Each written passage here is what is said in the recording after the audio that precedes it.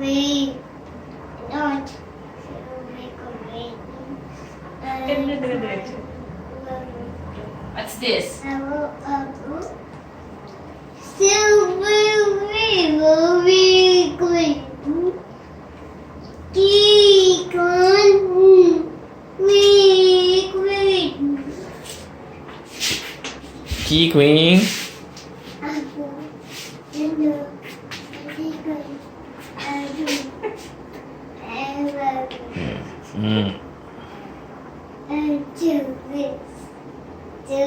What's this?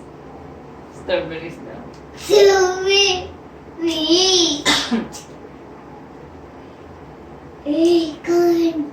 Triangle. Rectangle. What's this? What's this? No, this one, this one. What's this? I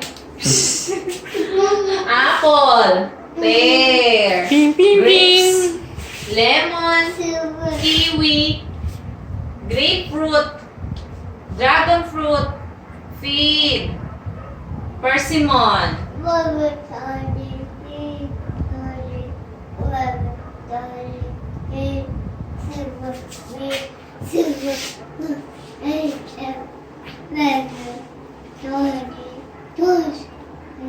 Heart. Diamond.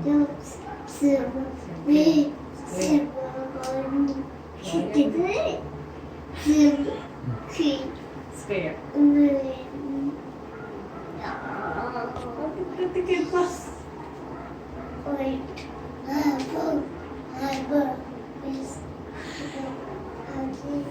Apple, grapes.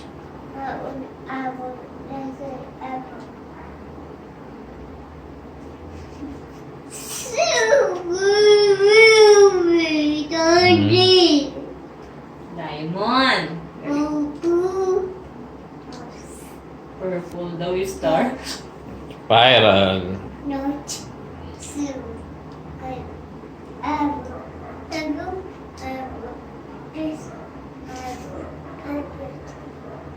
Yay! Very good. What's the doing? Ano naglaruan? What's this, anak? What's this? Hey. Oh, what's this?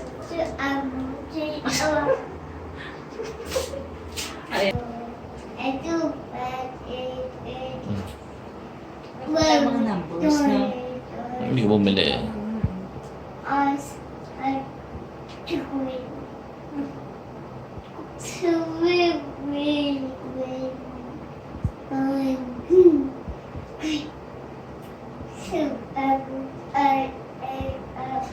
Tube, cone, spear, cylinder, apple, pear, grapes, lemon, kiwi, grapefruit, dragon fruit, fig, persimmon, passion fruit, orange, lychee, cherries, strawberries, blueberries, raspberries, peach, plum, apricot, honeydew melon. Ginaya ko. How did you do it? What's this, anak?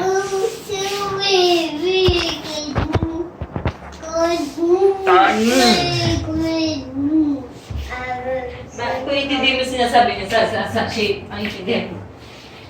Tumunta. Where's the square? Square! Where's the square?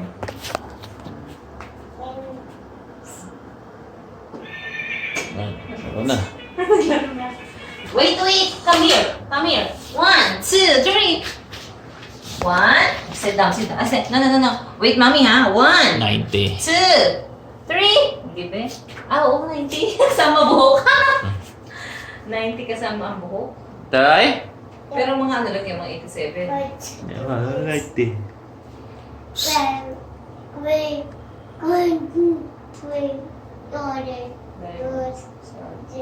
Wow, na. Heart, crescent, semicircle. Nakita. Love you! Nakita yung ano, TV. TV!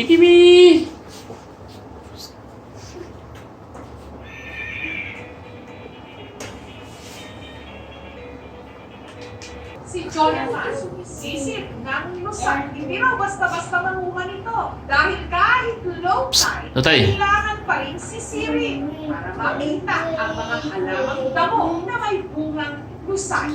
Pipitasin nga siya ng parang pitas lang, parang mamayamas ka lang. Nung araw na yun, umabot sa 1 kilong lusay ang naipon ni Jonathan na agad kinuha ng Nudge. kanyang kapitbahay na si RJ. Ipagsasahog daw kasi ito ni RJ sa specialty niya, ginapaang hibasan o mixed seafood with lusay seeds. Natakam-takam at talagang pwedeng pang-ulam. Sit down, sit down. Dito sa aming barangay namin. Malimitan nga po, hindi na po siya pinapansin ng iba. Kasi nga po, akala nila hindi nakakain. Pero ang lusay po ay natuklasan namin na napakasarap po na pansahog sa iba't ibang luto. Sila Arthur Uy. naman, ang bunga ng lusay, ihahalo sa sinigang na isda. Hanap mo, Toy. Napakasarap po, sir. At dahil sagana rin ang kanilang bayan sa tuba, pati pulutan ay halong lusay. Teka, buksan mo dahil. Buksan mo. Buksan mo nga Ayan, naman. then,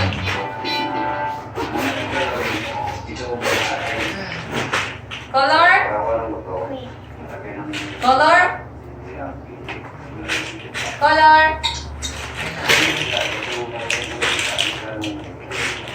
Ito na po ang aking ginawang nilaw na lusay.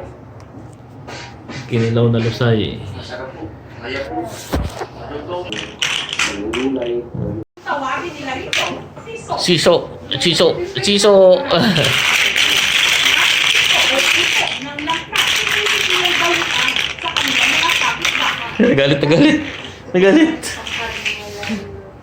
Sit down, sit down. Ano yan? Tumuntok si Mangkok. Galit. Ay, napakan eh. Napakan. Oh, nasawa na yan. Ang sarap. First time ito na matikman ko dito spread dito na luto ng angka. Very unique ang lasa kasi meron siyang lasa ng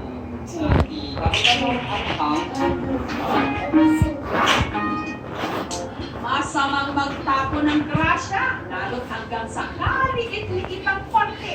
Pagkain, Ano? pwede, Ah, sulit, 23 pala yung mensya. Para matesting yung lamig. o dikya, na Dikya. kinakaya na ang Hindi hilaw. ka nangangain yan. Jellyfish. Nangangagat yan eh. Ang Oh. pamilya Hello, mga ng nakaan. bibenta nito ng 20 pesos kada baso. Ang asawa ni Aling Lolita na si Mang Fidel ang nanguhuli ng mga dikya. Alas 7 pasado pa lang ng umaga, pumapalaot na si Mang Fidel kasama ang kanilang mga anak. Nahuhuli pala yan eh. Ito. No! Where are you going? Bakit ang dikya niya parang dilaw? Hindi ba ang dikya puti? Parang transparent. Hinanap yung unan niya.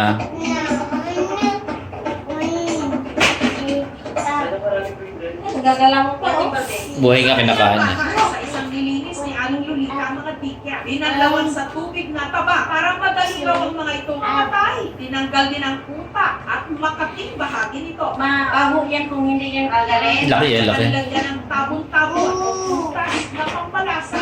Kung hindi na madulas, isa-isang minimay hanggang naging tira-tiraso. Hindi man malasa yung jellyfish kung walang suka.